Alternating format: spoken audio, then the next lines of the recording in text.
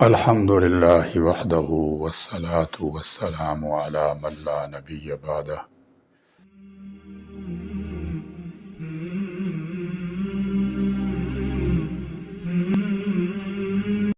مرور زمانہ کے ساتھ جہاں انسان نے اپنی زندگی کو راہ و فرد فراہم کرنے کے لیے اختراعات و ایجادات کا دروازہ کھولا ہے، وہیں پر انسانی زندگی برائی اور اس کے امکانات کے ساتھ بھی بری طرح دوچار ہوئی ہے۔ اخلاقی اقدار کا انحطاط و زوال جس طرح دور جدید میں سوشل میڈیا کے ذریعے ہوا ہے، شاید ہی کوئی ایسا دور گزرا ہو جس میں انسانی اقدار کو اس طرح مجروح کیا گیا ہو۔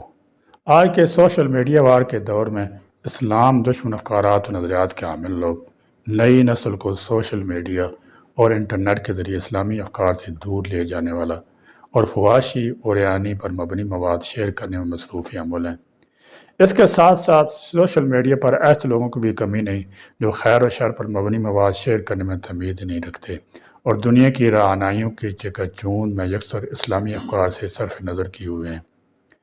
دنیا میں جنگیں صرف ہتھیاروں سے نہیں لڑی جاتی، بعض جنگیں ایسی ہوتی ہیں جو بغیر کسی آواز کے لڑی جاتی ہیں، بغیر کسی اعلان کے شروع کی جاتی ہیں اور آہستہ آہستہ ایک قوم کی جڑوں اور معاشرے کی بنیادوں کو اندر ہی اندر کھوکھلا کر دیتی ہیں۔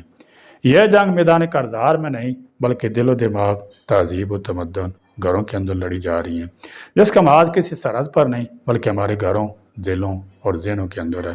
اس جنگ میں دشمن نہ دکھائی دے رہا ہے، نہ آواز آ رہی ہے، نہ اس میں بارود کی گھن گرج سنائی دے رہی ہے، لیکن اس کے زخم روح کو گھائل کر رہے ہیں، ضمیر کو بےس بنا رہے ہیں، اس کے تیر سیدھے دلوں کو چھید رہے ہیں اور قوموں کی غیر و تمیز کو فنا کر رہے ہیں۔ یہ ایسی جنگ ہے جس میں گولیاں نہیں چلتی مگر دل زخمی ہوتے ہیں، یہاں بارود نہیں مگر روحیں جھلس جاتی ہیں۔ زمانہ ترقی کے راہوں پر دوڑ رہا ہے مگر ساتھ ہی ساتھ اخلاقی اقدار کا چراغ بجھتا جا رہا ہے۔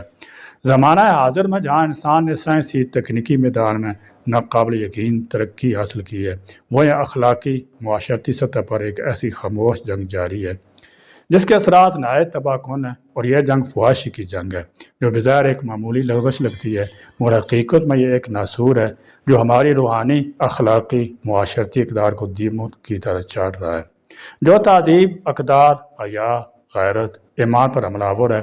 فحاشی صرف عریان لباس یا بے حیائی کے مناظر تک محدود نہیں، یہ ایک سوچ ہے، یہ نگاہوں کی بے روی، الفاظ کی گندگی، نیتوں کی ناپاکی کا دوسرا نام ہے جو آہستہ آہستہ ہمارے معاشرے کی رگوں میں سرایت کر چکا ہے۔ ایک زہر ہے جو دھیرے دھیرے ہمارے اخلاق، ہماری اقدار، ہمارے رشتوں کو نگل رہا ہے۔ اس کے اثرات ہر گھر، ہر گلی، ہر ذہن میں محسوس کیے جا سکتے ہیں۔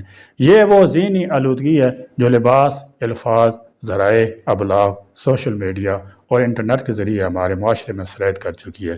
ہر طرف بے حیائی کا ایسا طوفان برپا ہے کہ شرم و حیا جیسے الفاظ صرف کتابوں میں رہ گئے ہیں۔ فلموں، ڈراموں، حتیٰ کہ اشتہارات کے ذریعے فحاشی اس انداز میں پھیلائی جا رہی ہے کہ ایک عام فرد کو اس کا ادراک تک نہیں ہوتا۔ یہ جنگ اس لیے بھی زیادہ خطرناک ہے کہ یہ دکھائی نہیں دیتی لیکن اپنا اثر چپکے چپکے ہر ذہن میں چھوڑتی جاتی ہے۔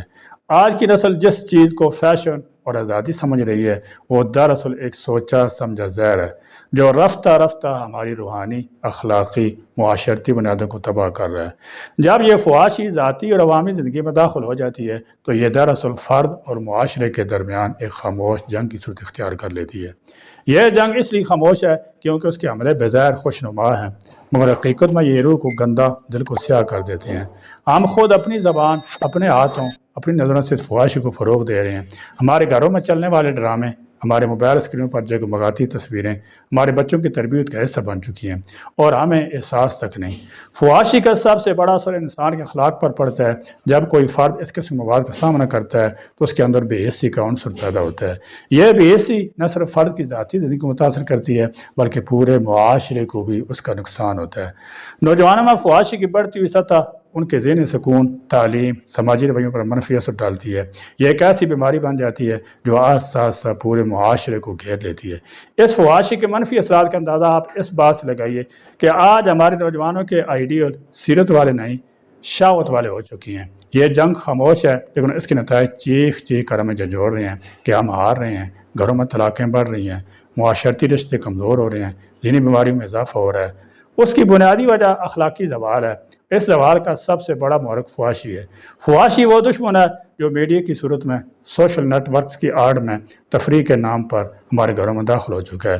یہ ہماری نوجوان نسل کے خیالات کو مسخ کر رہا ہے، ان کے کردار کو داغدار کر رہا ہے اور انہیں دین، تہذیب، شرم و حیا سے دور لے جا رہا ہے۔ آج ہم جس معاشرے میں جی رہے ہیں وہاں لباس نہیں جسم کو دکھایا جاتا ہے، گفتگو میں شائستگی نہیں لچر پن ہوتا ہے، محبت نہیں محبت کے رشتے بنائے جاتے ہیں۔ کیا یہی ہے ترقی؟ کیا یہی ہے جدیدیت؟